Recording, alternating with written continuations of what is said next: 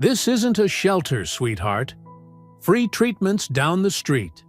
Dr. Charles Reed's voice dripped with condescension as the fluorescent lights of Ridgeview Medical Center flickered overhead. To him, the woman in the gray hoodie was just another broke traveler looking for pity, not a patient worth saving. He didn't see the calm intelligence behind her pain-glazed eyes or the quiet authority in her trembling hands. As security dragged Amani Rivers into the freezing night, he smirked, unaware that the woman he'd just humiliated owned half the city. By morning, she'd own him too.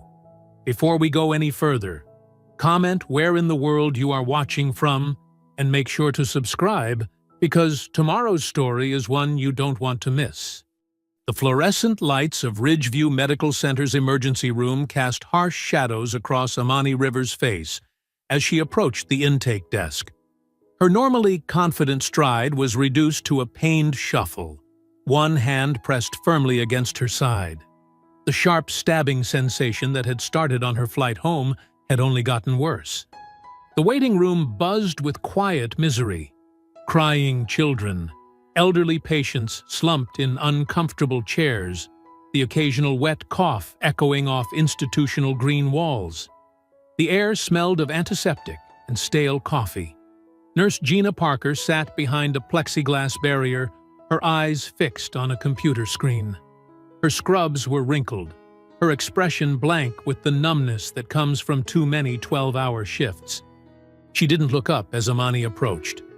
"I need to see a doctor," Amani said, her voice tight with pain. "Something's wrong. The pain in my side is getting worse." Gina's fingers continued clicking away at her keyboard. "Fill these out." She slid a clipboard through the opening, still not making eye contact. "Insurance card and ID?" "I have insurance, but my wallet's in my checked bag. I came straight from the airport." Sweat beaded on Amani's forehead. "Please, I really need help." This finally made Gina look up, her eyes doing a quick sweep of Amani's disheveled appearance. The gray hoodie, the messy hair, the lack of makeup. Her lip curled slightly. "Without proof of insurance, you'll have to wait. Take a seat." Amani's legs felt shaky as she lowered herself into one of the hard plastic chairs. The clipboard trembled in her hands as she tried to focus on the small print. The pain made it hard to concentrate, the letters swimming before her eyes. Hours crawled by. The waiting room slowly emptied and filled again. Amani watched as patients who arrived after her were called back. Her skin felt clammy, her vision starting to blur at the edges. She approached the desk twice more, only to be waved away by Nurse Parker. "Still processing your paperwork," was all she would say. Around midnight, Dr. Charles Reed emerged from behind the double doors. His white coat was pristine, his silver hair perfectly styled despite the late hour. He carried himself with the entitled confidence of someone used to being the smartest person in the room. "Dr. Reed!" Amani called out, struggling to her feet. "Please, I've been waiting for hours. Something's seriously wrong." He turned, giving her the same dismissive once-over Nurse Parker had earlier. His expression hardened. "Ma'am, we're dealing with actual emergencies tonight. If you're just looking for a warm place to sleep—" "I'm not homeless," Amani said, her voice breaking with frustration and pain. "I'm sick. I need help." "This isn't a shelter," he said loudly, his tone dripping with condescension. "If you're looking for free treatment, County General's down the street." He emphasized the words "free treatment" with obvious distaste. Two security guards standing near the entrance chuckled. One nudged the other with his elbow. "I can pay," Amani insisted, reaching for her phone to show him her insurance app. "Just let me—" "That's enough, Doctor." Reed cut her off. He turned to the guards. "Please escort this woman out. She's disturbing the other patients." "Don't touch me," Amani said as the guards approached. But they grabbed her arms anyway, their grips tight enough to bruise. She tried to twist away, to maintain some dignity, but her legs were weak from hours of pain.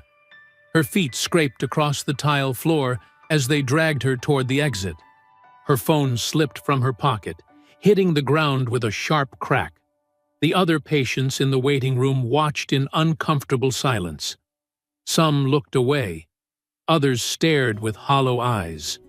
No one moved to help. Through the fog of pain and humiliation, Amani caught one last glimpse of Dr. Reed's face, his satisfied smirk as he watched her removal, like he was dealing with a minor annoyance rather than a human being in distress.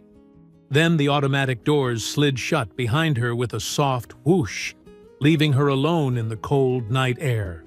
The security guards released her arms and went back inside without a word, leaving her to stumble against the rough brick wall.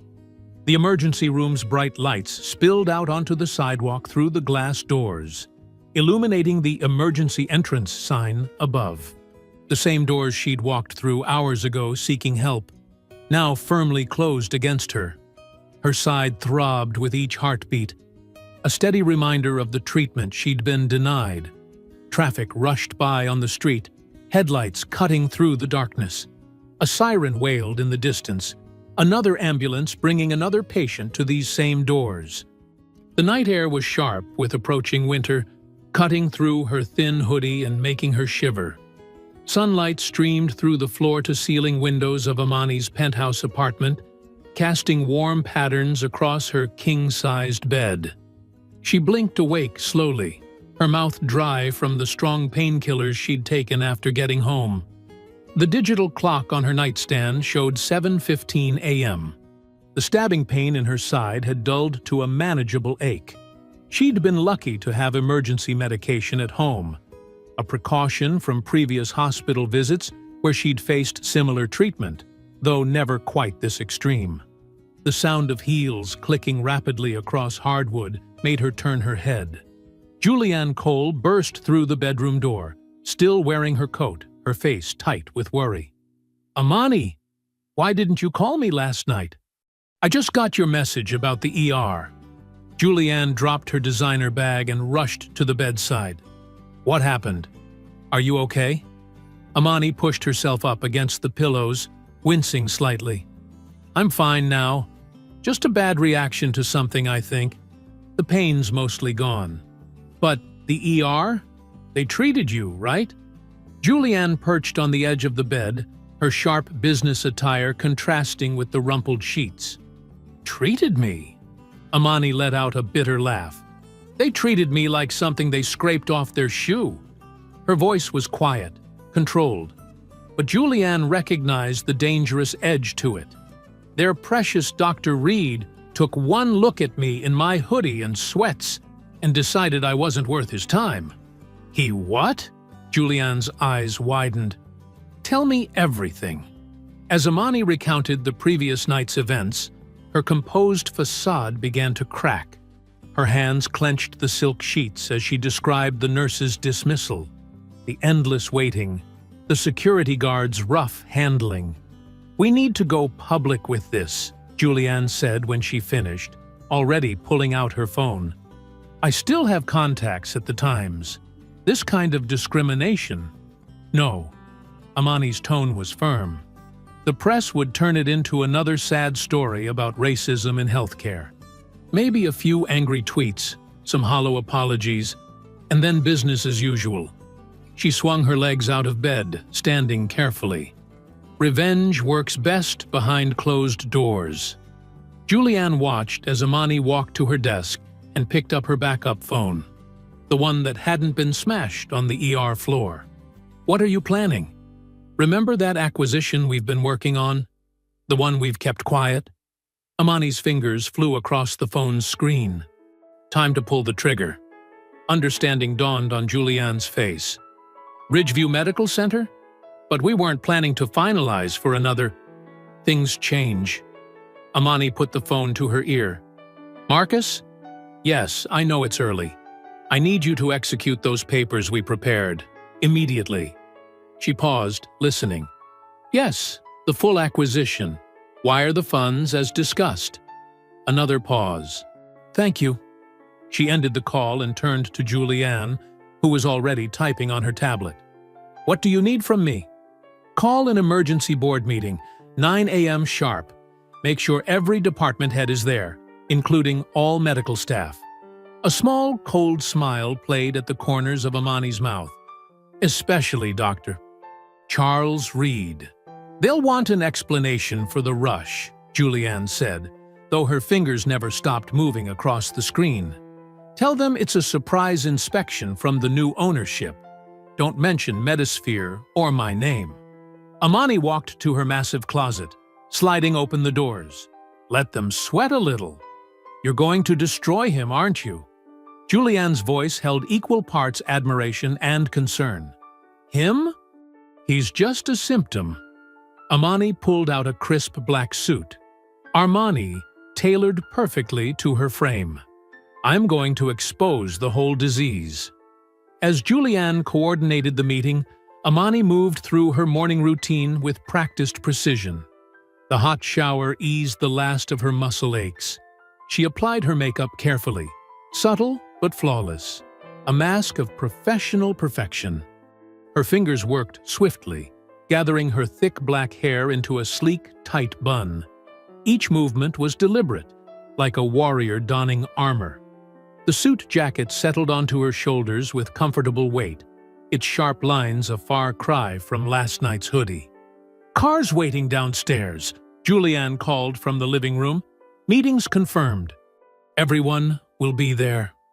Amani stood before her full-length mirror, adjusting her pearl earrings, her mother's pearls, worn on days when she needed extra strength.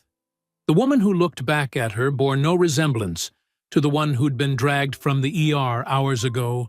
This woman radiated power, control, and quiet danger. She straightened her jacket one final time, eyes hard with determination. "Let's see how they treat me now." The boardroom at Ridgeview Medical Center hummed with morning tension. Sunlight filtered through tall windows, casting shadows across the long mahogany table where Thomas Grayson held court. His silver hair caught the light as he leaned forward, gesturing at a spreadsheet projected on the wall. "These numbers aren't sustainable," he said, his polished voice carrying authority earned from decades of running hospitals like personal fiefdoms. "We need to cut at least 15% from the ER budget this quarter." Dr. Charles Reed nodded eagerly from his seat near the head of the table, his white coat pristine, his posture radiating the same arrogance he'd shown in the ER hours before. "I've been saying this for months. Too many non-paying patients clogging up the system. If we tighten admission criteria..." The heavy double doors swung open. Every head turned as Amani Rivers strode into the room, her heels clicking purposefully against the marble floor. The black Armani suit she wore seemed to absorb light, making her presence even more commanding. Behind her, Julianne Cole slipped in quietly, tablet in hand. Confused glances bounced between the executives. Grayson's carefully maintained smile flickered. "I'm sorry, but this is a private meeting. Security works for me now," Amani said simply, her voice carrying to every corner of the room. She moved to the head of the table, letting the weight of silence build. As of 6 a.m. this morning, Metasphere Technologies has completed its acquisition of Ridgeview Medical Center. The reaction rippled through the room like a shock wave. Grayson's face went slack. Dr. Reed's smug expression crumpled into confusion, then dawning horror as recognition crept in. "That's impossible," Grayson stammered, shuffling papers as if searching for proof. "The board would have to..." "The board approved the sale last month," Amani cut in smoothly. "We've been in negotiations for quite some time. I simply chose to expedite the final transfer." She smiled, but it didn't reach her eyes. Sometimes it takes a personal experience to show you exactly what needs changing in an institution. She turned to Julianne, who handed her a manila envelope. The room remained frozen as Amani walked deliberately around the table, her heels echoing in the silence. She stopped directly behind Dr. Reed's chair, He twisted to look up at her, his face now the color of old paper. Ms. Rivers, Dr. Rivers, she corrected softly, drawing out a glossy photograph from the envelope. She let it fall onto the table in front of him with a sharp snap. It showed her from the previous night, disheveled, in pain, being dragged out by security, while Reed watched with that smirk. You refused treatment to your new boss.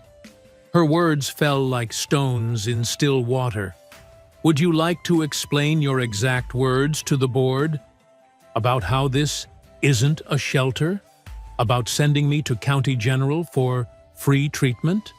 Reed's mouth opened and closed, but no sound came out. Sweat beaded on his forehead. No explanation. Amani straightened, addressing the room at large.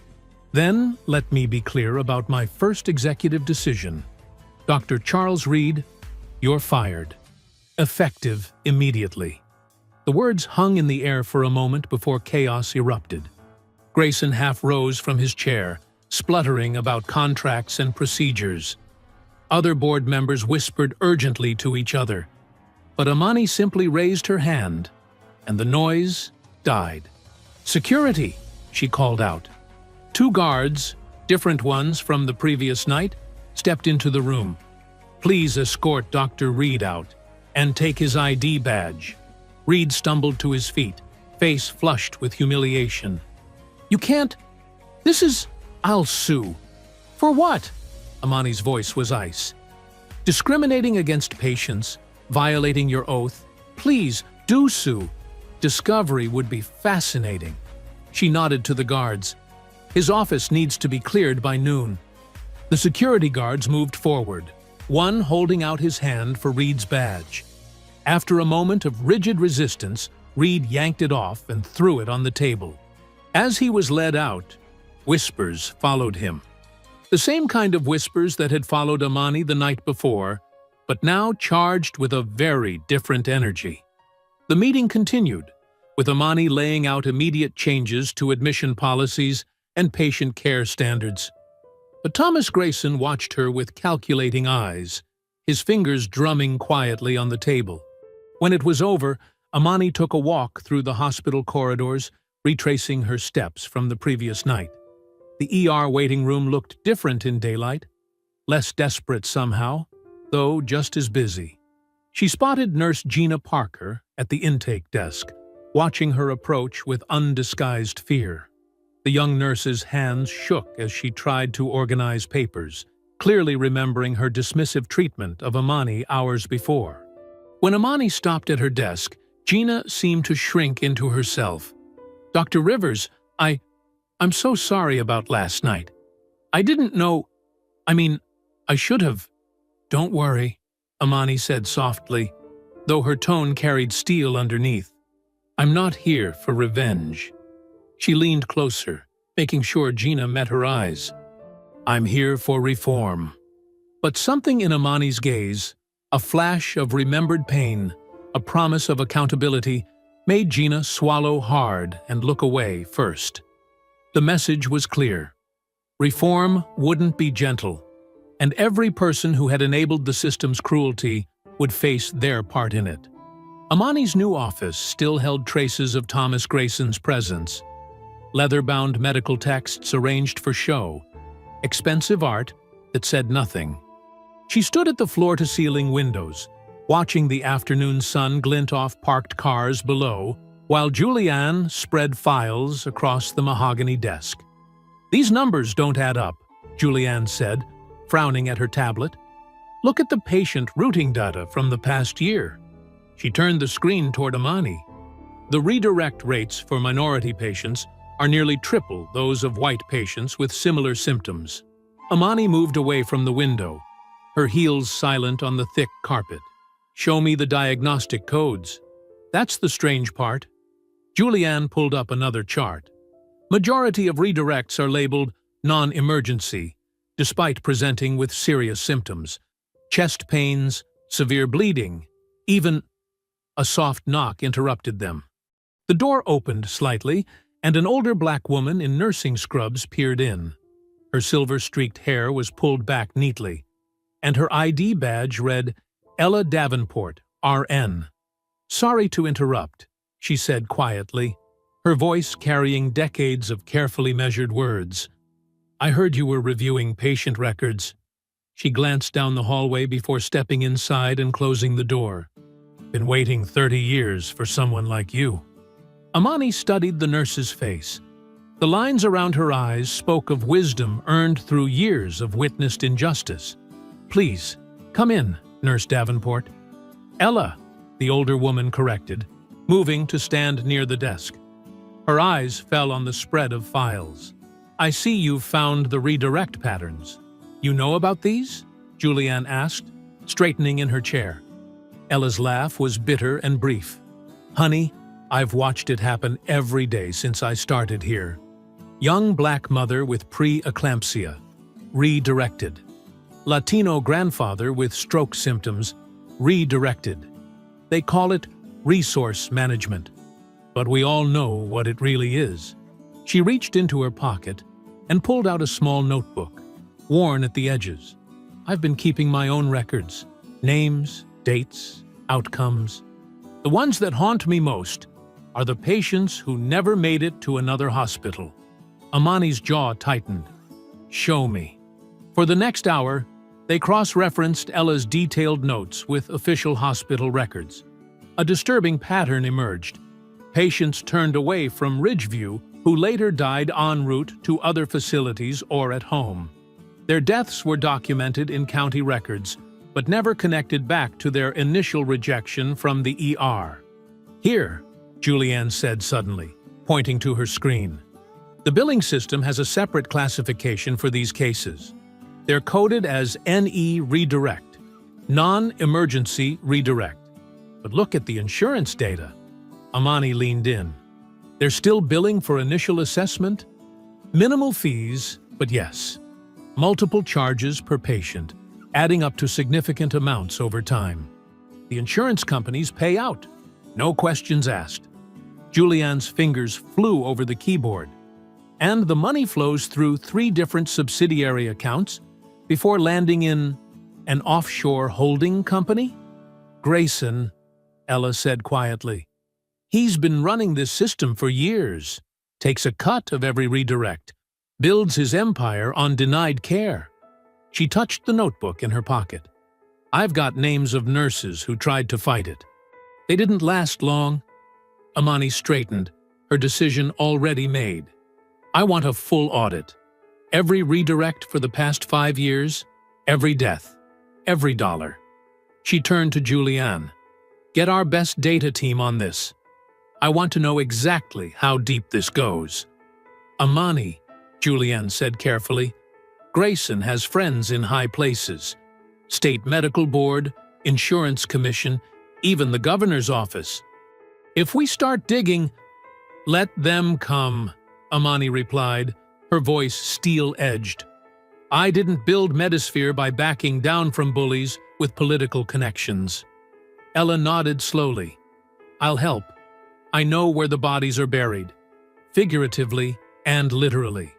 But Julianne's right about one thing. Grayson's dangerous when cornered, and you've already taken his hospital." "Then we'll need to move carefully," Amani said. "Ella, can you get me access to the security footage archives? I want to see these redirects firsthand." "I'll do better than that," Ella replied. "I'll get you the unlock codes for the backup servers. Grayson doesn't know about them. Installed after a lawsuit 6 years ago." Night fell as they worked, the office growing darker until only desk lamps illuminated their grim task. Around midnight, Amani sent Julianne and Ella home, promising to leave soon herself. Instead, she took the elevator down to the empty ER. The fluorescent lights hummed in the silence, casting harsh shadows across vacant chairs. Her footsteps echoed as she walked the same path she'd taken the night before, past the intake desk where Nurse Parker had dismissed her, past the security station where the guards had smirked. She stopped at a specific chair, worn blue fabric, slightly crooked. the exact spot where she'd sat hunched in pain, watching others get called while she was ignored, where she'd felt the full weight of systemic contempt crash down on her shoulders. Amani touched the chair's back, feeling the texture of its fabric. "Never again," she whispered into the empty room. The words carried all her fury, all her determination, all her promise to every patient who'd ever sat in this chair and been deemed unworthy of care. The next morning dawned gray and drizzly, matching Amani's mood as she walked through Ridgeview's lobby. Staff members nodded respectfully or quickly looked away. News of yesterday's confrontation had spread fast. Her heels clicked against the polished floor as she headed to the executive wing, going over audit strategies in her mind. She slowed as she approached her office. The door stood slightly ajar, though she distinctly remembered locking it last night. Her hand hesitated on the handle for just a moment before she pushed it open. Everything looked untouched at first glance. The files still neatly stacked, chairs properly arranged, but her computer monitor glowed in the dim morning light, though she'd shut it down before leaving. As she moved closer, bold text flashed across the black screen. "Drop the audit or you'll regret it." Amani's jaw tightened, but she kept her expression neutral as she took out her phone and snapped several photos of the screen. She was still documenting the scene when Julianne burst in, already talking rapidly. The data team found something big in those redirect patterns. "Oh." She stopped short, seeing the message. "Well, that's subtle. Have it scan my computer for breaches," Amani said calmly, settling into her chair. "And get me everything you can on Grayson's technical team." "Has to be them," Julianne said, pulling out her tablet. "They're the only ones with that level of system access. Want me to call security?" "Not yet." Amani's fingers drummed once on her desk. "Let's see what else they try first." A soft knock made them both turn. Ella stood in the doorway, looking tired but determined. "Thought I might find you both here early." She glanced at the computer screen and sighed. "Ah, they're starting with the warning phase." "Warning phase?" Julianne asked. Ella settled into one of the visitor chairs, smoothing her scrubs. "First comes the messages. Then the accidental bumps in the parking lot. Cars following you home after late shifts." She smiled grimly. "Been through it all before, trying to report patient deaths. Last time, someone broke into my house. Didn't take anything, just wanted me to know they could." Amani's expression darkened. "Why didn't you tell me this yesterday?" "Because I knew you'd face worse, being in charge now. Wanted you to have one night's peace before it started." Ella leaned forward. "Question is, what are you going to do about it?" Amani stood, walking to the window. The morning rain had picked up, streaming down the glass in rivulets. "Julianne, call legal. I want whistleblower protection policies drafted and distributed to all staff by end of day. Anonymous reporting channels, guaranteed job security, the works." "They'll fight it," Julianne warned, already typing notes. "Let them. And get me everything on hospital security protocols. I want to know who has access to what, when, and how." She turned back to face them. "Ella, I need you to—" A commotion in the hallway cut her off. Raised voices echoed through the corridor, getting closer. They could make out Dr. Reed's distinctive tone, sharp with anger. "This is discrimination. 30 years of service thrown away because some tech CEO wanted revenge." Amani moved to her door, Julianne and Ella following. Reed stood near the nurse's station, face red, jabbing his finger at a young reporter who scribbled frantically in a notepad. Security guards hovered nearby, unsure whether to intervene.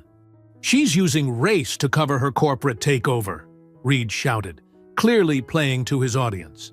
"I'm being fired by a race-baiting opportunist who wouldn't know real medicine if it saved her life." The reporter ate it up, nodding eagerly. And you say you were given no warning, no chance to defend yourself? None. This is what happens when hospitals are run by Silicon Valley social justice warriors instead of real doctors. Amani watched silently from her doorway as Reed stormed toward the exit, the reporter hurrying after him. Other staff members quickly dispersed, avoiding eye contact. "Want me to release the security footage?" Julianne asked quietly. "Show everyone how he really treated you?" "Not yet," Amani replied. "Let him dig his grave deeper first." That evening, Amani sat in her apartment, a glass of wine untouched beside her as she watched the local news. The story had made the evening broadcast just as she'd expected. Reed appeared on screen, now wearing a suit, his anger polished into righteous indignation. "This is about competent medical professionals being replaced by corporate algorithms," he said smoothly. "Ms. Rivers doesn't understand that medicine requires human judgment, not computer programs." The reporter's voiceover added, "Sources say the controversial firing may be part of a larger pattern of aggressive corporate restructuring at Ridgeview Medical Center." Amani muted the TV, a small smile playing at her lips. "They still don't see me," she muttered, taking her first sip of wine. "Good. That makes me invisible." Her phone buzzed. Another email from IT about the security breach. They'd traced the threatening message to a terminal in the basement servers, but the access logs had been wiped. Amateur work, really. As if she hadn't dealt with far worse in her climb to the top. The rain continued outside her windows. The city lights blurred into watery halos. Somewhere out there, Grayson and his allies were plotting their next move, confident they could scare her away from their profitable little scheme. They saw her as an outsider, a disruptor to be eliminated. They had no idea what she'd survived to get here. No idea what she was capable of. Her phone buzzed again. Ella, sending her more names from that worn notebook. More patients denied care. More families destroyed. More evidence for the war ahead.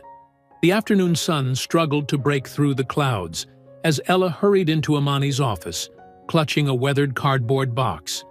She locked the door behind her, drawing the blinds before setting it on the desk.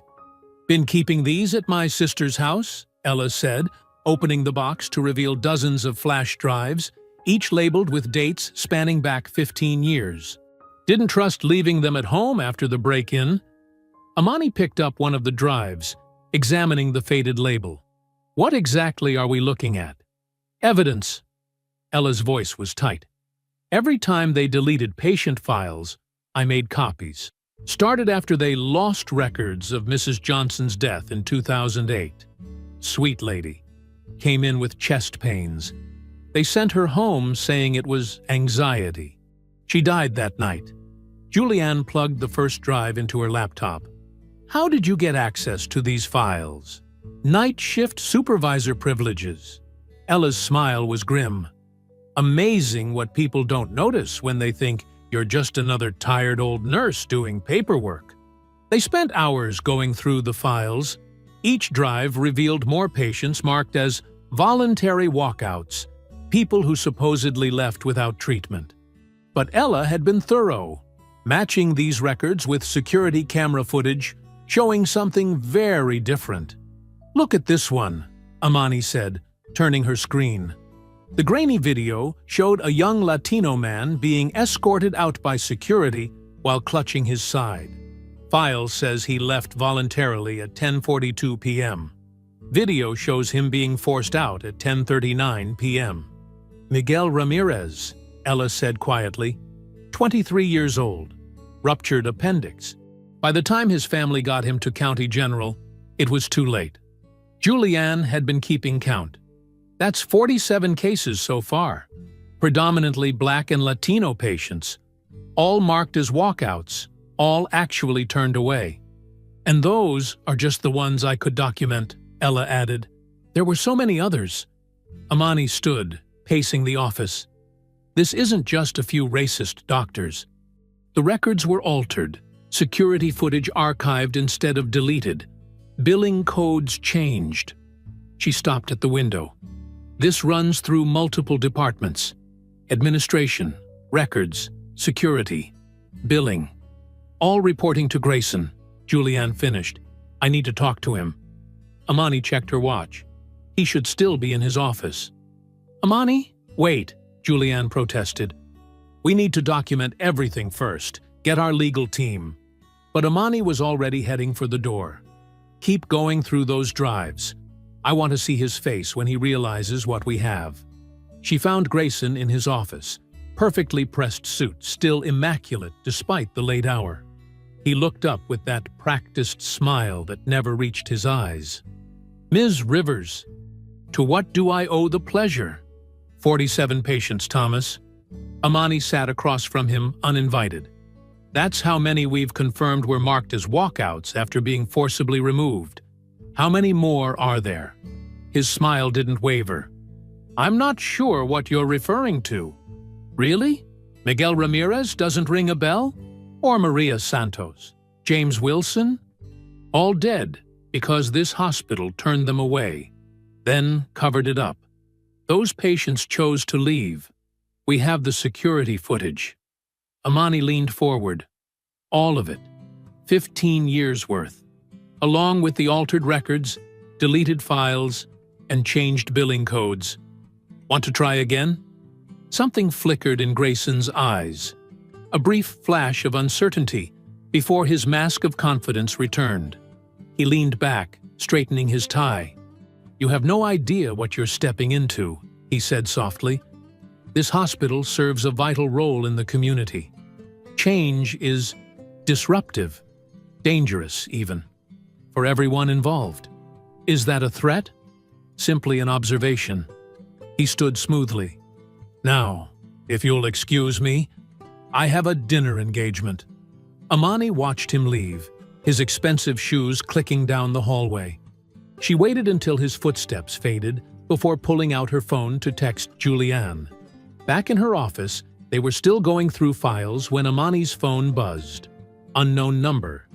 She put it on speaker. You're playing with people who can make you disappear. The voice was digitally altered, inhuman. The call ended. That's it, Julianne said, grabbing her coat. We're calling the police. Not yet. Amani replayed the message, studying it. They just threatened to kill you. They threatened to make me disappear. Different thing. Amani's voice was calm.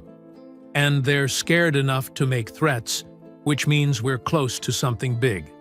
Ella closed the box of drives carefully. I've seen what these people can do, Amani. They have connections in the police department, the medical board, City Hall. Then we'll need to be smarter than them. Amani's fingers traced the edge of her desk.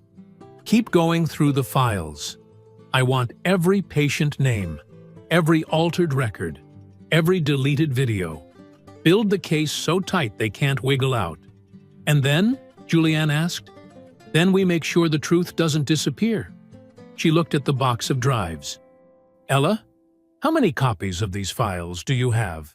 3 sets. 1 at my sister's, 1 in a safety deposit box, 1 here. Make it 5. Different locations, different cities. I want backup plans for our backup plans. The office fell quiet, except for the soft whir of Julianne's laptop and the distant sounds of the hospital. Somewhere above them, the ER continued its endless cycle of life and death, pain and healing. But down here, in this room, 3 women began laying the groundwork for a revolution, one flash drive at a time. Morning light filtered through Amani's office window as she watched the news report, her jaw tightening with each word. Sources claim that Metasphere CEO Amani Rivers may have fabricated evidence of racial discrimination at Ridgeview Medical Center, the anchor said. Internal documents obtained by Channel 7 suggest patient records were altered to support these allegations. The screen cut to Dr. Reed, sitting in a leather armchair, his face a mask of practiced grief. Tears glistened in his eyes. "I was only following hospital policy," he said, voice breaking. "Every patient who left without treatment signed voluntary discharge forms. Ms. Rivers is destroying my reputation to push her political agenda." Julianne burst into the office, tablet in hand. "Metasphere stock is down 12%. The board's calling an emergency meeting." "Of course they are." Amani muted the TV. "How did Reed get his hands on those documents?" "Someone leaked them." Julianne pulled up her emails. "But they're cherry-picked.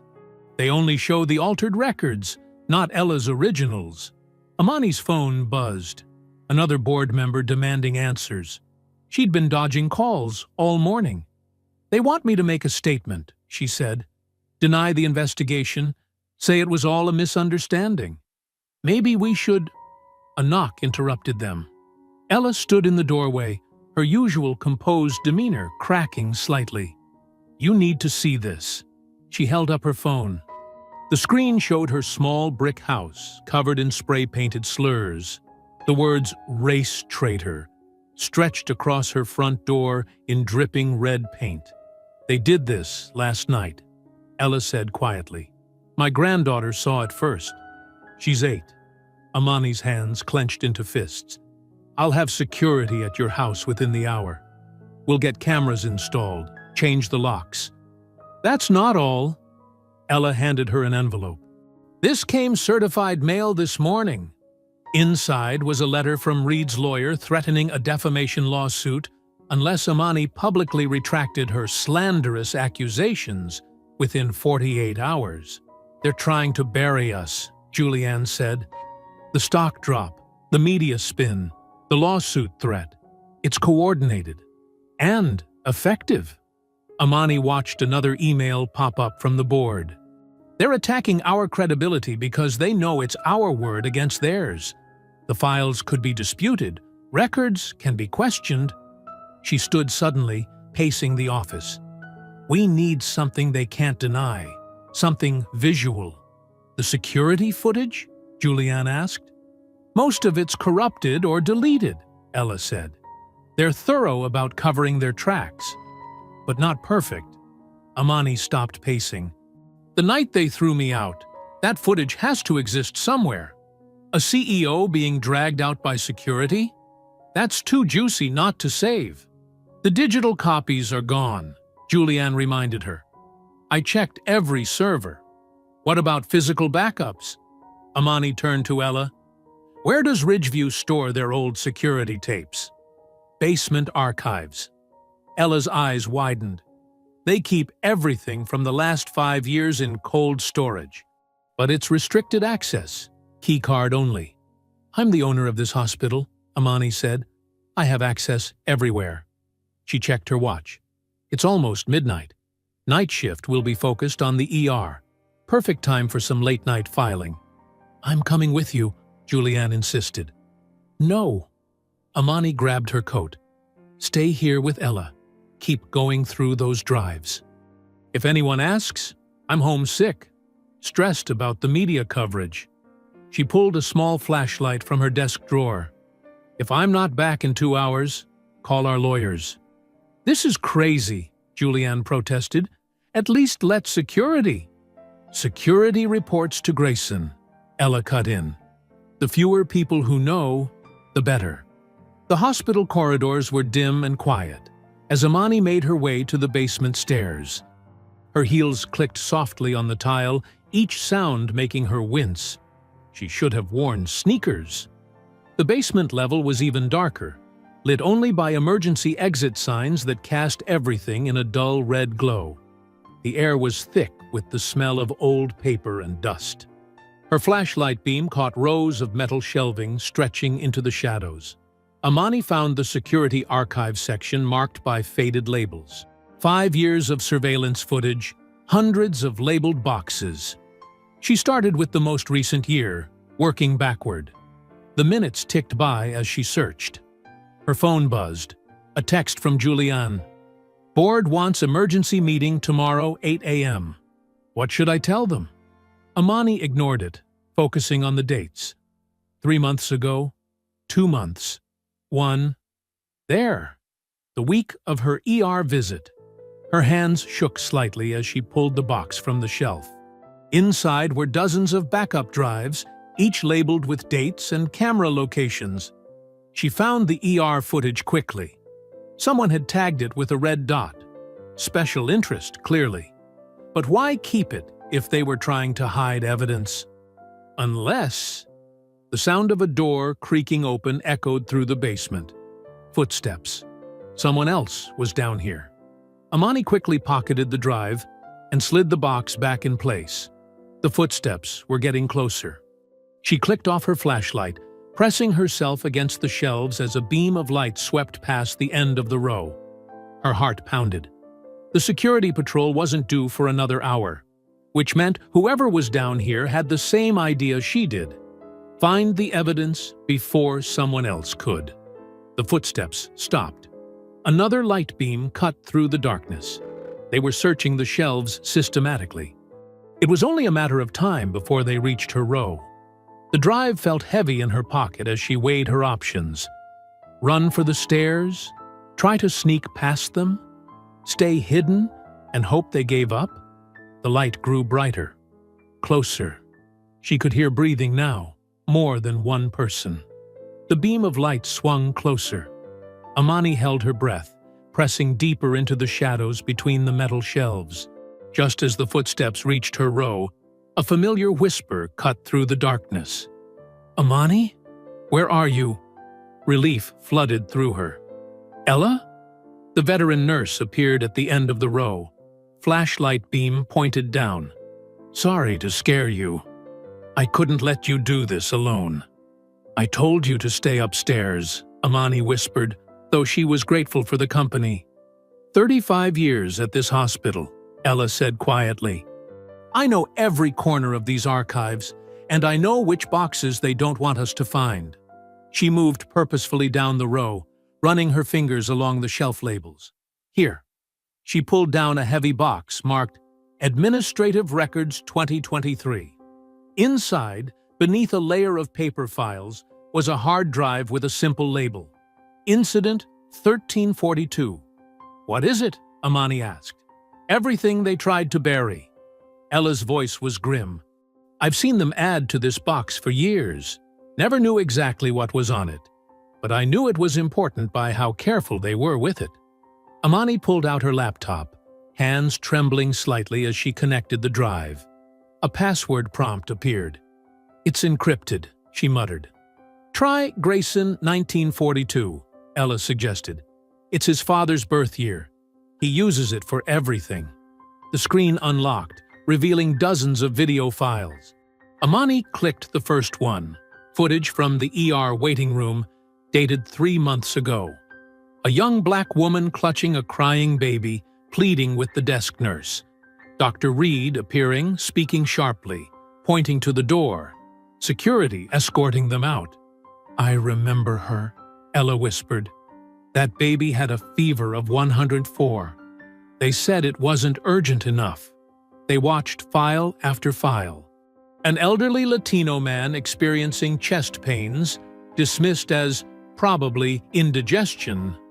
A black teenager with a broken arm, told to stop being dramatic. In one particularly cruel video, Dr. Reed and 2 other doctors were laughing as a woman collapsed in the lobby, one of them mimicking her fall. "How many?" Amani's voice shook with rage. "Hundreds over the years." Ella's face was hard in the dim light. Some died after being turned away. Heart attacks, strokes, infections that could have been treated. They coded them all as voluntary discharge or left against medical advice. Amani found her own incident file, labeled simply Rivers Security Removal. The footage was crystal clear. Her desperate pleas, Reed's smugness, the rough hands of security dragging her out. She watched herself fall, saw her phone skid across the floor. "Copy everything," she ordered, pulling out a portable drive. "Every file, every date, every—" A distant door creaked. Real footsteps this time, heavy and purposeful. They worked quickly, transferring files as the steps grew closer. Ella kept watch while Amani's fingers flew over the keyboard. 89%, 93%, 97%. The footsteps reached the archive's floor. A beam of light swept under the door. "Come on, come on," Amani whispered. Finally, 100%. She yanked out both drives, stuffing them into her briefcase as Ella guided her to a back exit. They emerged into a service corridor, hearts pounding. "This way," Ella mouthed, leading them through a maze of maintenance halls until they reached a staff elevator. Only when they were inside Amani's office did they dare to breathe normally. "We need to get these somewhere safe," Amani said, patting her briefcase. "Multiple copies, different locations." "Wait." Ella was examining the archive's door lock. "Look at this." Fresh scratches marked the keyhole. Someone else had picked their way in recently. "We weren't the first ones down there tonight," Ella said quietly. "But why didn't they take the drive?" Amani wondered. "Maybe they couldn't crack the encryption. Or maybe—" Ella's eyes narrowed. "Maybe they wanted us to find it." They took the staff exit, not trusting the main doors. The night air was cool on their faces as they hurried across the parking lot. Amani's car was just ahead. Ella's grip suddenly tightened on her arm. Across the street, a black SUV sat idling, its tinted windows reflecting the streetlights. "They're watching us," Ella whispered. Amani forced herself to keep walking normally, though her pulse raced. The briefcase felt like it weighed 1,000 pounds. Inside were hundreds of lives reduced to cold statistics. Years of cruelty captured in digital frames. She thought of the woman with the feverish baby, the old man clutching his chest, her own humiliation preserved in high definition. Each file was a weapon now, aimed straight at the heart of Ridgeview's corruption. The SUV's engine rumbled. Its headlights remained dark, but Amani could feel eyes following their every move.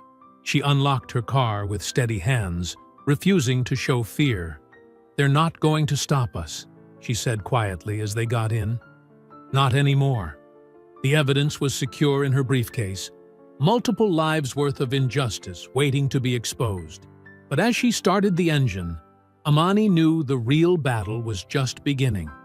The watching SUV was just the first sign. There would be more threats, more pressure, more attempts to bury the truth. She glanced at Ella, saw the same determination in the older woman's eyes. They had the proof now. All they needed was the courage to use it. The morning after their archive discovery, Amani sat in her office reviewing the video files when her assistant buzzed the intercom. "Ms. Rivers, there's a Marcus Reed here to see you. Says it's urgent." Amani's finger hovered over the intercom button. "Reed, as in—" "Dr. Reed's son. He's a medical student here." She considered turning him away, but something in her gut told her to listen. "Send him in." The young man who entered looked nothing like his father. Where Dr. Reed had been all polished arrogance, Marcus was nervous energy and earnest eyes. He twisted the strap of his messenger bag as he approached her desk. "Ms. Rivers, He swallowed hard. "I needed to apologize for what my father did to you." Amani studied him carefully. "You weren't there that night." "No, but I've seen him do it before." Marcus's voice was quiet but steady. "To other patients. Too many times." She gestured to the chair across from her desk. He sat, still fidgeting with his bag. "I've been collecting things," he continued. "Documents, emails, things I wasn't supposed to see. I thought maybe someday I'd have the courage to do something about it. And now? Now I've seen what you're trying to do here." He finally met her eyes. "You're the first person who's actually stood up to them. Who might be able to make real change?" Amani leaned forward. "Them?" Marcus glanced at the door before pulling a thick manila envelope from his bag. "Mr. Grayson and his whole network. They've been running this system for years." My father was just following orders. He spread the contents across her desk. Internal memos, spreadsheets, handwritten notes. "See these codes? They mark certain patients as high-cost risks. It's basically a profile. Race, income level, insurance status. If they match enough markers, doctors are pressured to find reasons to deny treatment." Amani picked up one memo, dated 3 years back. The language was carefully crafted to avoid direct discrimination, but the meaning was clear. Cost ratio optimization through selective patient redirection. "They track it all," Marcus continued. "How many redirects each doctor manages, the money saved. There are even bonuses for keeping certain numbers down." "And your father?" Marcus's shoulders slumped. He was their star performer. Always found a reason why someone wasn't really an emergency. I tried talking to him about it once. He said I was too young to understand business realities. The door opened and Julianne stepped in, freezing when she saw Marcus. "Everything okay here?" "More than okay," Amani said. "Mr. Reed was just providing us with some very interesting documentation." Julianne moved to examine the papers, her investigative journalist instincts kicking in. "This is extensive. Names, dates, direct orders from administration." She looked at Marcus. "You know how dangerous this is?" He nodded. "I've seen what they do to people who speak up, but I can't stay silent anymore. Not after what happened to you, Ms. Rivers. Not after everything I've witnessed." Julianne pulled Amani aside while Marcus organized the documents. "We need to protect him," she whispered. "If Grayson finds out he's helping us—" "Agreed." Amani turned back to Marcus. "Would you be willing to testify? Make a formal statement?" "Yes," he said without hesitation. "But they'll try to discredit me. Say I'm just angry at my father. Making things up. That's why we need to move fast." Amani checked her calendar. "I'm calling a press conference in 48 hours. Full disclosure. Everything we've found. The videos, your documents, all of it. We should keep Marcus's involvement quiet until then," Julianne advised. "Once it's public, they can't touch him without looking guilty. But these next 2 days..." Marcus gathered his things. "I should get back before someone notices I'm gone. I have copies of everything at home if you need them." "Be careful," Amani said. "Don't tell anyone you were here. Not even people you trust." He managed a small smile. "I've gotten good at keeping secrets." They watched through the window as he walked to his car in the staff parking lot. The afternoon sun caught his white coat, so similar to his father's, but worn with such different purpose. "He's brave," Julianne said quietly. "He's young," Amani replied. "Sometimes that's the same thing." Marcus's car pulled out onto the main road.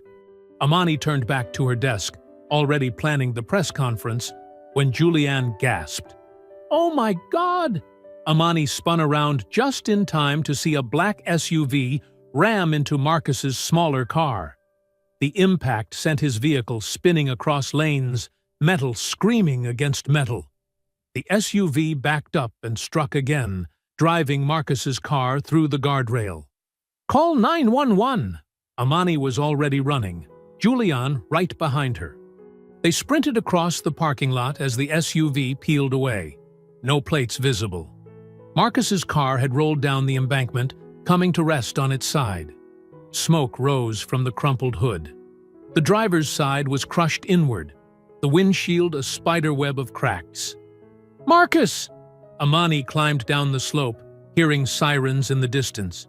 "Can you hear me?" A weak groan came from inside. Blood trickled down the shattered window. "Stay still," she called. "Help is coming. Just stay with us." His eyes fluttered open, unfocused. "They knew. Don't try to talk." She reached through the window, careful of the glass, and found his hand. "You're going to be okay." Emergency vehicles screamed into the parking lot. Paramedics scrambled down with equipment, gently pushing Amani back. She watched them work, her hand sticky with Marcus's blood. "This isn't corporate politics anymore," she said to Julianne, who stood pale-faced beside her. "This is criminal." The ambulance doors slammed shut around Marcus's broken body. The siren wailed to life, carrying away the brave young man who had dared to tell the truth. Behind her, the hospital rose like a fortress, its windows reflecting the red emergency lights like eyes in the growing dusk. Amani's phone buzzed at 5 a.m., jolting her awake.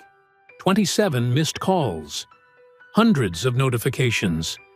Her heart pounding, she opened the first message, a video link from a local news station. The footage showed her in the hospital hallway, but something was wrong. The images were choppy, spliced together. In this version, she appeared to be screaming at nurses, shoving past them, her face contorted with rage. Nothing like the calm conversations she remembered. "They edited it," she whispered, watching herself become a monster on screen. Her phone rang. Julianne. "Turn on Channel 4, now." The morning news anchor's face filled her bedroom TV screen. Shocking footage emerged overnight of Metasphere CEO Amani Rivers allegedly assaulting hospital staff. Sources claim Rivers fabricated discrimination charges after being denied preferential treatment. Another clip played. Security footage of her first night in the ER, but carefully cut. Gone was Dr. Reed's sneering dismissal. Instead, it showed only her growing frustration, ending with her appearing to lunge at security guards. "They're rewriting history," she said to Julianne, "making me look unstable. It gets worse." The board called an emergency meeting. 8 a.m. When Amani arrived at Ridgeview, reporters swarmed her car. Camera flashes burst like lightning as she pushed through them, ignoring their shouted questions. The boardroom was packed. Thomas Grayson sat at the head of the table, his face a mask of concern. "Ms. Rivers, please sit." She remained standing. "This is a setup. We've received multiple complaints about your behavior," Grayson said smoothly. "Staff feel threatened. Patients are uncomfortable. The board has no choice but to suspend you pending investigation. You doctored that footage. We have sworn statements from witnesses." He slid a folder across the table, "including several nurses who say you've been pressuring them to falsify records of racial bias." Security guards appeared at her elbows. "Please surrender your access badges and clear your office by noon." In the hallway, whispers followed her like shadows. Staff who'd smiled yesterday now turned away. Near the nurses' station, she spotted Ella being confronted by hospital administrators. "Your nursing license has been temporarily suspended," one was saying, "pending review of your involvement in falsifying patient records." Ella's face was stone. 35 years. Never a single complaint. And now, suddenly, I'm incompetent? "We have evidence." "You have lies," Ella snapped. "And I know exactly where they came from." Amani started toward her, but Julianne caught her arm. "Your office, now." They found the door already open. The safe behind her desk gaped empty. The evidence drive with surveillance footage gone. Even her personal laptop was missing. "They're erasing everything," Amani said numbly. Julianne's phone buzzed. Unknown number. She put it on speaker. "Ms. Cole," a digitally altered voice said, "we can make this all go away. Ms. Rivers keeps her job. Nurse Davenport keeps her license. All you have to do is withdraw the discrimination claims. Simple. And if we refuse? Then careers end. Reputations die. People get hurt, like young Mr. Reed." The line went dead. By evening, every major network was running the story. Social media exploded with edited clips and out-of-context quotes. Comment sections filled with racist attacks, barely disguised as concerns about hospital management. Amani sat in her car in the empty parking lot, listening to the same anchor who'd interviewed Dr. Reed now gleefully report her downfall. Sources say Rivers' takeover of Ridgeview was part of a calculated plan to manufacture racial controversy. Staff describe her as hostile and aggressive. A tear slid down her cheek. Then another. All her work, her reputation, her fight for justice, being twisted into exactly the angry black woman stereotype she'd spent her life disproving. The tears turned hot. Her hands clenched the steering wheel until her knuckles ached. They thought they could break her with the same old tactics, the same racist tropes, the same assumption that she'd back down when threatened. They had no idea who they were dealing with. Her phone lit up. Julianne. Amani wiped her eyes and answered. "They think I'm done," she said, before Julianne could speak. "They think this is my limit. What do you want to do? They're using the media against us? Fine, we take it to the public. The real public." Her voice hardened. Not their filtered channels, not their edited narratives. Raw truth. Every bit of evidence we still have. Every witness willing to speak. Live streamed where they can't control it. They'll come after us hard. Let them try. I'm done playing by their rules. She started her car, the engine's growl matching her rising determination. If they think this is me defeated, they've never seen me at full strength. "I'm with you," Julianne said. "All the way." The parking lot cameras watched her drive away, their red lights blinking like warning signals in the gathering dark. But Amani wasn't running. She was regrouping. And when she came back, they'd learn what real power looked like. Not their kind, built on corruption and fear, but the power of truth, of justice, delayed but not denied. The power of a woman who'd faced their worst and found herself unbreakable. They wanted a war? She'd give them one they'd never forget. Julianne's apartment became their war room at midnight. Laptops glowed in the darkness as Amani, Ella, and Julianne huddled around the dining table, surrounded by takeout containers and empty coffee cups. "We still have the backup files I kept at home," Ella said, plugging in a worn flash drive.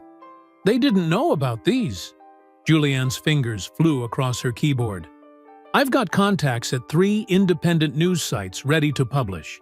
They're small, but their stories trend when they hit corruption hard enough."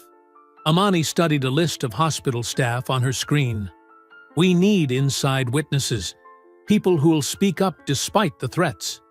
"I might have someone," Ella said, pulling out her phone. She dialed, waited. "Sarah? It's Ella. Remember what we talked about? It's time." Sarah Chen was a night shift ER nurse who'd been recording patient stories on her phone for months. An hour later, she was sitting in Julianne's living room, hands shaking as she uploaded dozens of videos. "They'll fire me for this," she whispered. "We'll protect you," Amani promised. "You're not alone anymore." Throughout the night, more hospital staff arrived secretly. A lab tech with copies of altered test results, a billing clerk who'd tracked suspicious payment patterns, an orderly who'd witnessed Dr. Reed turning away critical patients. Julianne coordinated with journalists while Amani and Ella organized the evidence. By dawn, Sarah Chen was doing something unprecedented. Live streaming from inside Ridgeview's ER. "I'm showing you what really happens here." Her voice trembled through the phone video. "Watch how they treat this elderly black woman with chest pain. They're marking her as non-urgent without even checking her vitals." The stream went viral within hours. Other staff members began sharing their own stories anonymously online. Ridgeview Truth started trending. "They're trying to block the feeds," Julianne reported, monitoring social media. "But people are mirrors hosting faster than they can take them down." Around noon, the first protesters appeared outside Ridgeview. By evening, hundreds gathered, carrying signs, "Patience over profit," and "End medical racism." Inside her command center, Amani watched the crowd grow on local news feeds. Thomas Grayson appeared on screen, dismissing the protests as manufactured outrage and defending the hospital's exemplary record. But this time, The anchors weren't buying it. They played clips from Sarah's live stream, showing clear discrimination in real time. "My phone's blowing up," Ella said. "Nurses from other hospitals are coming forward with similar stories. This is bigger than Ridgeview." Julianne's laptop pinged with a news alert. The governor's office just released a statement. They're launching a preliminary investigation into discriminatory practices at Ridgeview. "It's working," Amani said softly. "They can't bury the truth anymore." More protesters arrived as night fell. They set up floodlights and brought megaphones. Their chants echoed through the streets. "Equal care! Equal rights!" "I need to see this," Amani said suddenly. "In person." "Too dangerous," Julianne warned. "They're still watching for you." But Amani was already pulling on a gray hoodie, similar to the one she'd worn that first night in the ER. She tucked her hair under a baseball cap. Sometimes you have to witness your own revolution. The protest crowd had swelled to fill the entire block. Amani slipped between bodies, anonymous in her disguise. The energy was electric. People of all races stood together, sharing stories of medical discrimination, demanding change. A young black woman was speaking through a megaphone. "My grandmother died in Ridgeview's waiting room while they ignored her. But Amani Rivers showed us we don't have to accept this treatment anymore." Amani moved closer, drawn by the raw pain and power in the woman's voice. "They tried to silence her like they silence all of us. But she fought back. She exposed their lies." The hood slipped slightly, revealing Amani's face in the floodlights. A teenager standing nearby did a double-take. "Oh my God," she whispered. Then louder, "It's her! Amani Rivers is here." The crowd turned. Voices rose in recognition. Someone started chanting, "Amani! Amani!" Others joined in. The sound built like a wave, hundreds of voices calling her name. Not in mockery or accusation, but in solidarity and support. "Justice for Amani!" The chant transformed. "Justice for Amani!" She stood rooted, overwhelmed by the energy flowing through the crowd. These weren't just protesters. They were witnesses, survivors, people who'd faced the same discrimination she had, people who refused to be silenced anymore. Sarah Chen's latest live stream captured the moment. Watching from their command center, Ella and Julianne saw their friend surrounded by supporters, her face illuminated by phone lights and camera flashes. "Look at that," Ella said, tears in her eyes. "They tried to make her invisible. Instead, they made her a symbol." The crowd pressed closer, not threatening but protective. Hands reached out to touch her shoulders, her arms, not to hurt, but to thank her, to share their stories, to show her she wasn't fighting alone. The protest chants echoed off Ridgeview's cold walls, carrying up to the executive offices where Thomas Grayson and his allies were surely watching. The message was clear. Their time of unchecked power was ending. The people had found their voice, and they weren't going to stop using it until justice was served. The grand marble halls of the state capitol building buzzed with tension. News cameras lined the walls of the packed hearing room. Thomas Grayson sat at the front table in an expensive suit, flanked by lawyers. Dr. Reed slouched beside him, his usual smirk replaced by a nervous twitch. "The allegations against Ridgeview Medical Center are completely unfounded," Grayson testified, his voice smooth as oil. "Ms. Rivers fabricated data to justify a hostile takeover. We have independently verified that our patient care meets all regulatory standards." Camera shutters clicked as Dr. Reed nodded along. The hospital board members, seated in a solemn row behind them, murmured in agreement. "Furthermore," Reed added, leaning into the microphone, "I was wrongfully terminated for following established protocols. Ms. Rivers has damaged my reputation with false claims of racism." The heavy wooden doors at the back of the chamber swung open. Heads turned as Amani Rivers entered, Ella and Julianne beside her. They moved with quiet purpose down the center aisle, Amani wore a crisp white suit that seemed to glow under the harsh lights. "Madam Chairwoman," Amani addressed the lead investigator, "I request permission to present new evidence." Grayson's lawyer jumped up. "Objection! Any new evidence should have been submitted through proper channels." "I'll allow it," the chairwoman said, adjusting her glasses. Given the serious nature of these allegations, Julianne placed a sleek external hard drive on the evidence table. This was recovered from Marcus Reed's hospital room after his accident. Her emphasis on the last word made Dr. Reed flinch. "Marcus," he whispered, color draining from his face. Amani's voice filled the chamber. Before someone tried to silence him, Marcus Reed copied years of surveillance footage, internal memos, and patient records. As Dr. Reed's son and a medical student at Ridgeview, he had unique access. The tech team connected the drive to the room's display screens. The first video began to play, crystal-clear security footage from the ER waiting room. The date stamp showed 3 years ago. An elderly black woman clutched her chest, clearly struggling to breathe. Dr. Reed appeared, barely glancing at her before marking something on his clipboard. Security escorted her out. The timestamp showed she died in the parking lot 20 minutes later. Gasps rippled through the audience. More videos played. More patients turned away. More redirections that ended in tragedy. Over 200 documented cases, Amani stated, disproportionately affecting minority patients. Grayson shifted in his seat, dabbing sweat from his forehead with a monogrammed handkerchief. "These could be edited." "The metadata is intact," Julianne interrupted. "Every file has been authenticated by 3 independent forensic experts." Then came the internal emails, memos about cost control and demographic management, instructions to mark certain zip codes as non-priority. "Doctor?" Reed's facade cracked. "We were just following orders," he blurted out, pointing at Grayson. "He said the investors demanded better margins." "Charles, shut up," Grayson hissed. But it was too late. The final video began. The night Amani came to the ER.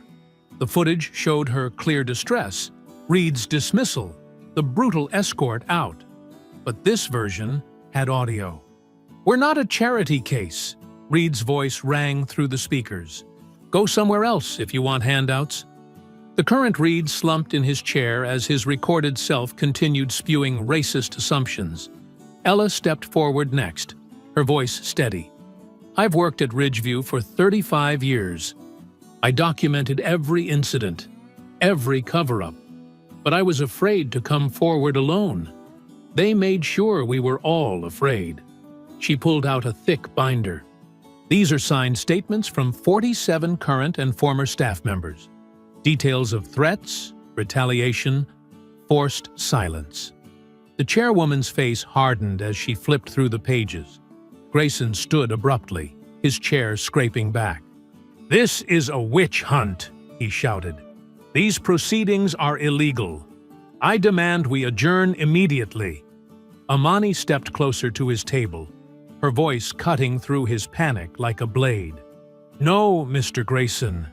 What you did was illegal." The room erupted.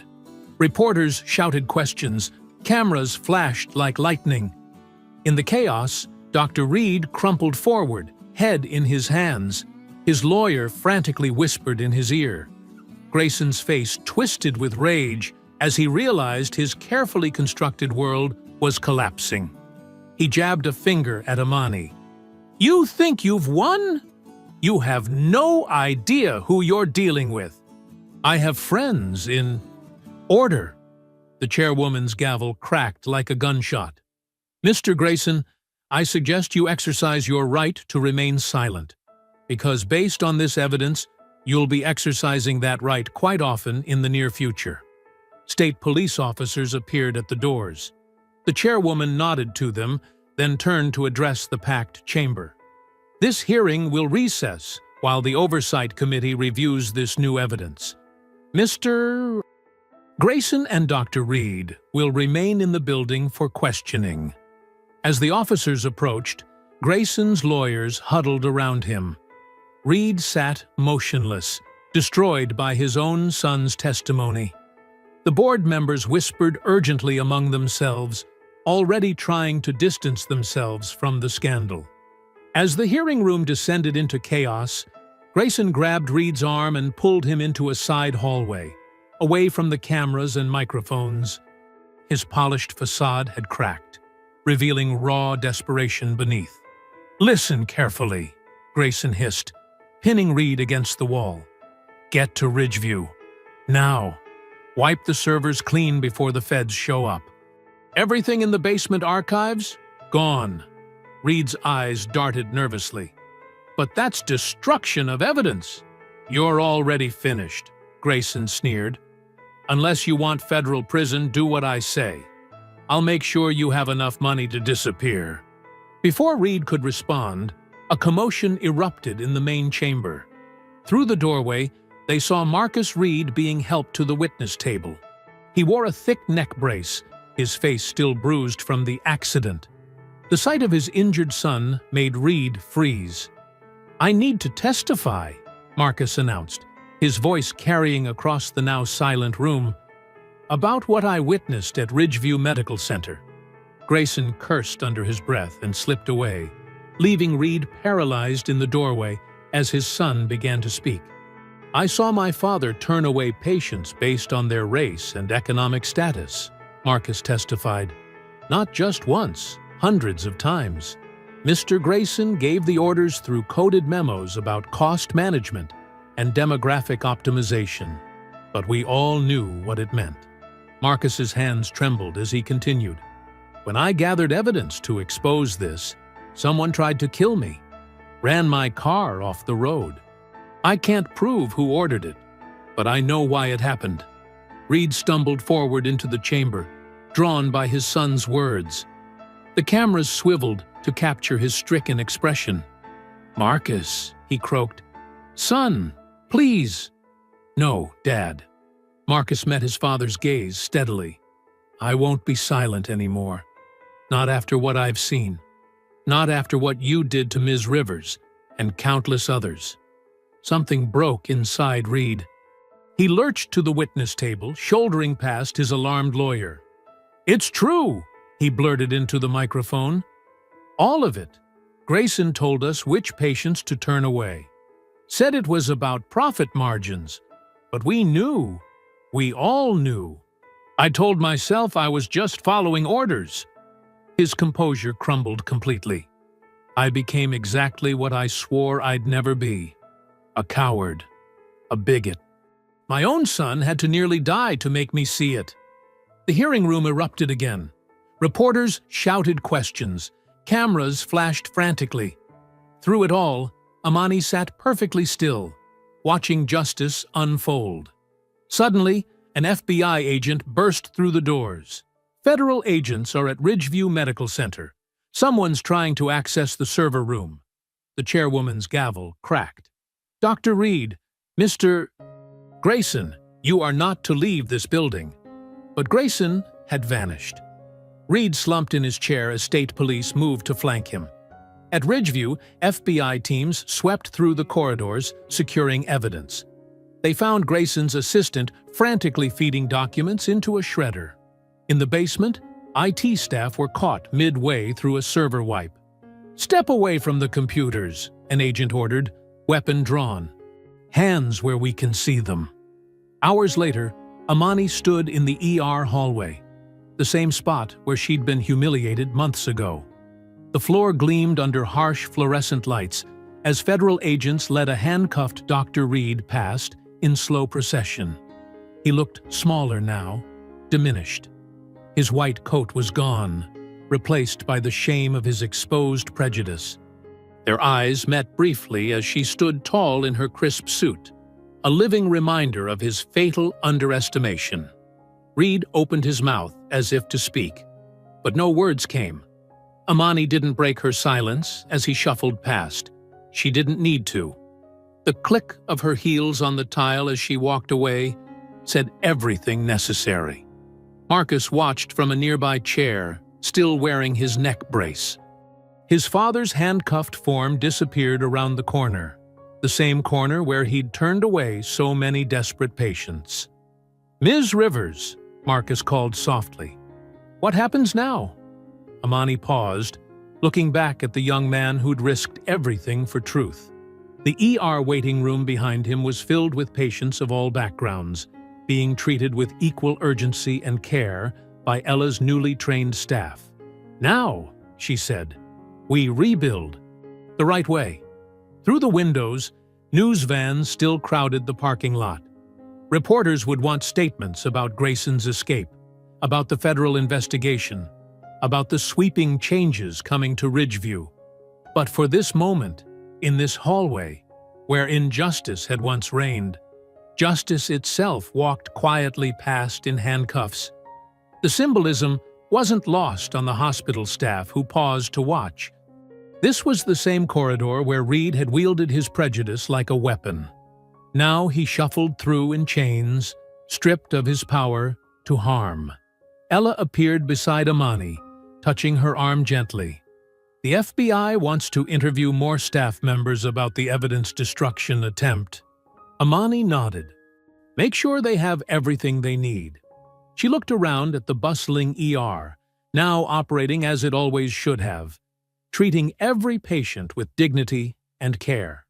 This is just the beginning.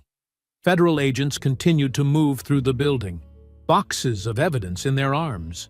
The computers that had once hidden deadly secrets would now help bring their conspirators to justice. In the waiting room, new signs hung prominently. "All patients welcome, no exceptions." 3 weeks after Reed's dramatic confession, Amani sat in her office reviewing the morning headlines splashed across multiple newspapers. "Hospital execs indicted. Federal grand jury charges 12 in systemic discrimination case. Ridgeview scandal rocks medical community. Former admin Thomas Grayson arrested in Mexico after 2-week manhunt." She traced her finger across the words, remembering the long path that led here. Julianne burst in, waving her tablet excitedly. "They're calling it the biggest healthcare discrimination case in decades," Julianne said. "Your congressional testimony is trending nationwide." The previous day's hearing played on Julianne's screen. Amani saw herself at the witness table, addressing the House Committee on Healthcare Reform with quiet authority. "What happened to me was not an isolated incident," her recorded voice declared. "This was systematic denial of care based on race and class, hidden behind corporate policies and profit margins. People died because of these practices. Children lost parents. Families were destroyed." The camera had panned across the solemn faces of committee members as she continued. "But this isn't just about Ridgeview. This pattern exists in hospitals across America. We have the data. We have the testimony. The question is, what will you do about it?" Now, watching the playback, Amani noticed details she'd missed in the moment. The way several representatives wiped away tears, how others scribbled urgent notes. Her words had landed exactly as intended. A knock interrupted her thoughts. Ella entered, holding a thick manila envelope. "It's official," Ella said, her voice thick with emotion. "The medical board just revoked Charles Reed's license permanently. He can never practice again." Amani nodded slowly. "And Grayson?" "Facing 20 years minimum. The prosecutor says he's willing to name names in exchange for leniency, but they're not offering deals." Ella's smile was grim. Too much public outrage. "Good." Amani stood and walked to the window. Construction crews were already replacing the old Ridgeview sign below. "What about your reinstatement?" Ella straightened proudly. "The board unanimously approved it this morning.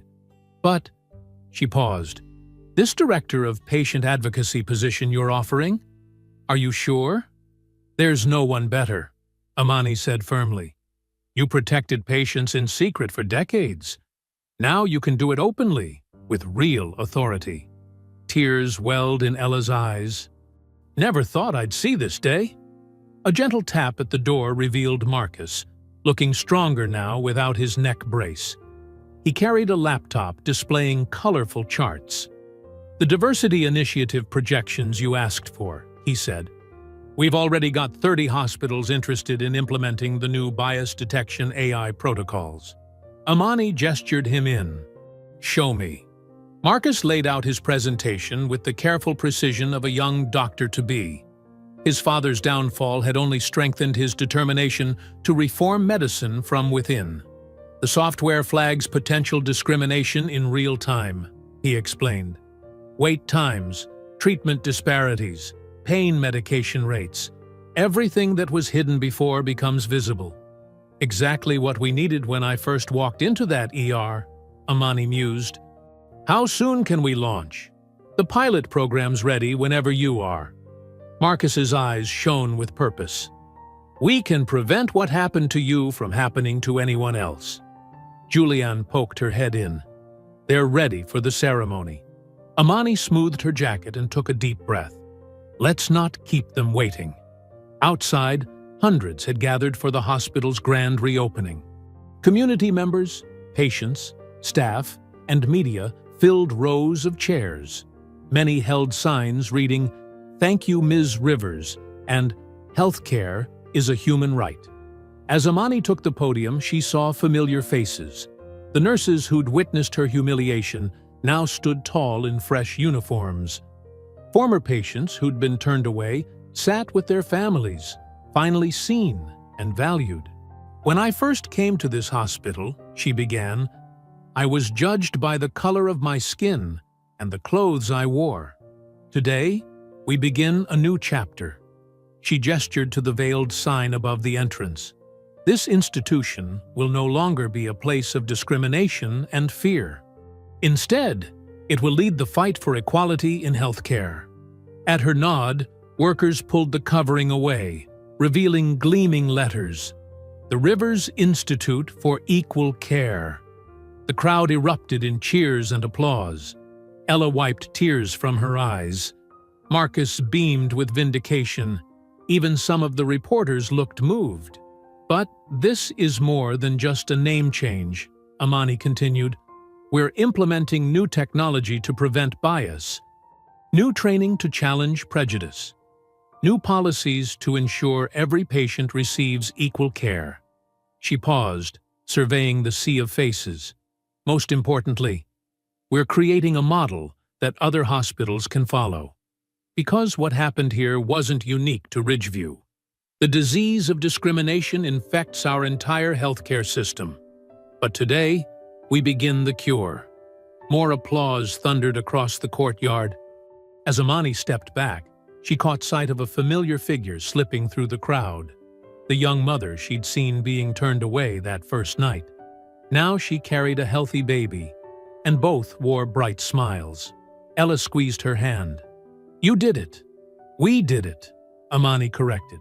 "All of us." The autumn sun glinted off the new sign, its promise of equality shining over the transformed hospital. Where darkness and prejudice once ruled, light and justice would now prevail. Camera flashes sparkled as Amani cut the ceremonial ribbon. The doors swung wide, welcoming all who needed care. No exceptions, no discrimination, no turning back.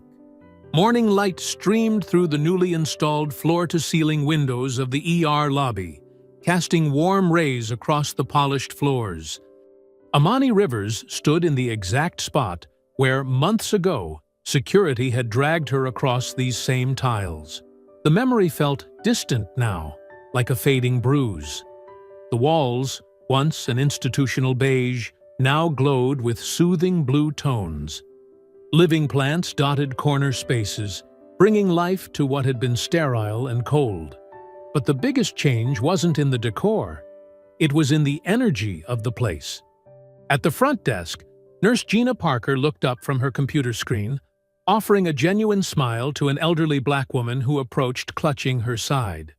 "Good morning, ma'am," Gina said warmly, standing to help the woman to a chair. Let's get you checked in right away. Are you experiencing any pain? Amani watched the interaction with quiet satisfaction. Gina had been one of the first to volunteer for the hospital's new sensitivity training program. The change in her demeanor wasn't just professional, it was personal. The casual indifference that had once characterized her work had been replaced by authentic compassion. "Ms. Rivers?" A young resident approached, tablet in hand. "The morning rounds data shows zero discrepancy in wait times across all demographic groups. Third week in a row." Amani nodded, studying the charts. The AI monitoring system tracked everything from pain medication administration to specialist referrals, ensuring no pattern of bias could take root. Numbers didn't lie, and these told a story of transformation. She began her daily walk through the halls, noting the changes large and small. The waiting room televisions now displayed health information in multiple languages. The artwork on the walls reflected the diverse community they served. Even the snack machines offered dietary options for different cultural preferences. In the pediatric wing, a black female doctor sat cross-legged on the floor, playing blocks with a nervous young patient while explaining an upcoming procedure to his parents. Down another corridor, a Hispanic nurse practitioner conducted a consultation in Spanish. No translator needed. "Remember when this place felt like a prison?" Ella's voice came from behind her. The veteran nurse, now director of patient advocacy, fell into step beside Amani. "Hard to forget," Amani replied, pausing to observe a team meeting where staff from all backgrounds contributed openly to a treatment discussion. "But look at it now." Julianne joined them, her heels clicking purposefully on the tile. "The press can't get enough of our turnaround story. 3 more hospital groups called this morning, wanting to implement our bias detection protocols." They stopped at a wall where a bronze plaque caught the sunlight. The words engraved there had become the hospital's new foundation. "Every life deserves care. No exceptions." Below it hung framed photographs, the faces of patients who had died after being turned away in previous years. Their stories were now required reading for every new hire, a permanent reminder of why the reforms mattered. "The morning report shows we've treated twice as many patients this month compared to last year," Julianne said, checking her tablet. "And patient satisfaction scores are at 98%.